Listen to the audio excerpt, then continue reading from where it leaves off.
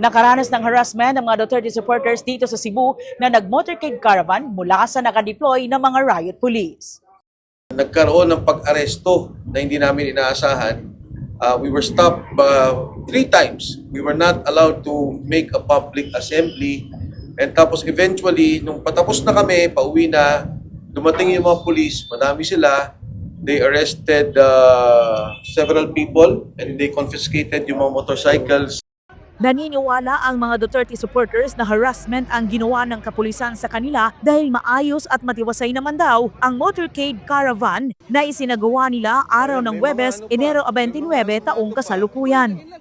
Ang among gibuhat is peaceful motorcade, no, supposedly, but sa Plaza Independencia pa lang aside, giharangan nami na we follow traffic rules, pero gidadaan pa mig mga shields sa mga pulis, wala mig gibuhat Police.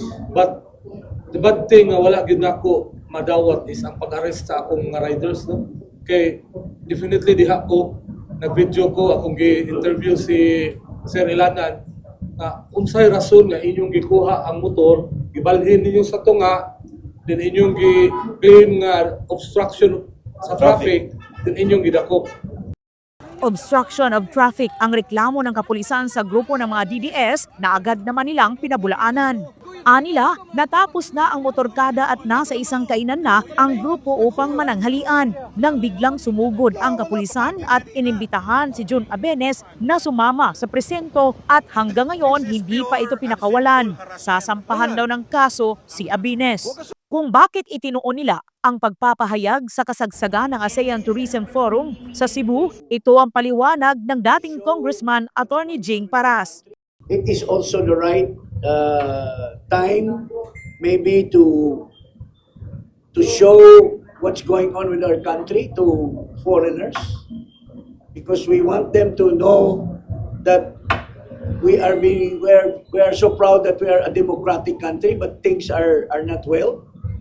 So that we want to share to the people from the ASEAN that something is wrong with our country. It is the right of every Filipino to share this. Anila, malala na ang sitwasyon ng ating bansa. Tila wala na ang kalayaang mamahayag. Silent martial law ng araw ang nangyayari ngayon at talamak ang sistematikong korupsyon. What is happening now is government is systematic corruption. And ang masama nangyayari, we see it in Congress, we see it in the Senate, yung pondo-pondo nakikita. On top of that, and managing that, is the President himself. If we were given a chance to, yung na-present namin to sa impeachment case, we would have proven that. We would have proven that in all steps nung nangyari sa ating bansa ng corruption, the President is involved.